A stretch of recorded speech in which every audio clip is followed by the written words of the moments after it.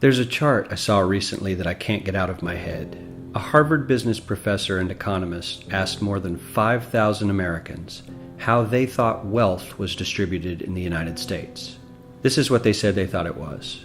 Dividing the country into 5 rough groups of the top, bottom, and middle 3 20% groups, they asked people how they thought the wealth in this country was divided. Then he asked them what they thought was the ideal distribution. And 92%, that's at least 9 out of 10 of them, said it should be more like this. In other words, more equitable than they think it is. Now that fact is telling, admittedly, the notion that most Americans know that the system is already skewed unfairly. But what's most interesting to me is the reality compared to our perception. The ideal is as far removed from our perception of reality as the actual distribution is from what we think exists in this country. So ignore the ideal for a moment. Here's what we think it is again. And here is the actual distribution. Shockingly skewed. Not only do the bottom 20% and the next 20%, the bottom 40% of Americans barely have any of the wealth. I mean, it's hard to even see them on the chart. But the top 1% has more of the country's wealth than 9 out of 10 Americans believe the entire top 20% should have. Mind-blowing. But let's look at it another way, because I find this chart kind of difficult to wrap my head around. Instead, let's reduce the 311 million Americans to just a representative 100 people. Make it simple. Here they are: teachers, coaches, firefighters, construction workers, engineers, doctors, lawyers, some investment bankers, a CEO, maybe a celebrity or two. Now let's line them up according to their wealth. Poorest people on the left, wealthiest on the right, just a steady row of folks based on their net worth. We'll color code them like we did before based on which 20% quintile they fall into. Now let's reduce the total wealth of the United States, which was roughly $54 trillion in 2009, to this symbolic pile of cash. And let's distribute it among our 100 Americans. Well, here's socialism, all the wealth of the country distributed equally. We all know that won't work. We need to encourage people to work and work hard to achieve that good old American dream and keep our country moving forward. So, here's that ideal we asked everyone about. Something like this curve. This isn't too bad. We've got some incentive, as the wealthiest folks are now about 10 to 20 times better off than the poorest Americans. But hey, even the poor folks aren't actually poor, since the poverty line has stayed almost entirely off the chart. We have a super healthy middle class with a smooth transition into wealth. And yes, Republicans and Democrats alike chose this curve.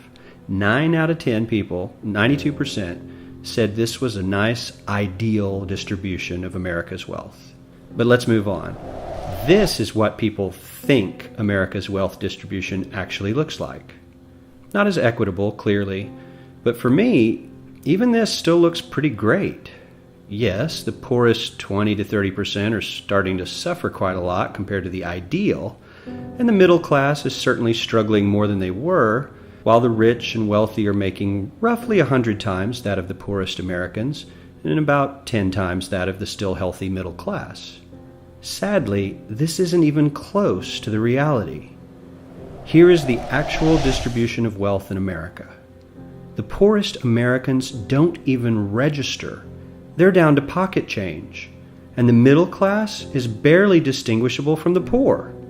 In fact, even the rich between the top 10 and 20 percentile are worse off. Only the top 10% are better off. And how much better off? So much better off that the top 2 to 5% are actually off the chart at this scale. And the top 1%, this guy, well, his stack of money stretches 10 times higher than we can show. Here's his stack of cash, restacked, all by itself. This is the top 1% we've been hearing so much about. So much green in his pockets that I have to give him a whole new column of his own, because he won't fit on my chart. 1% of America has 40% of all the nation's wealth.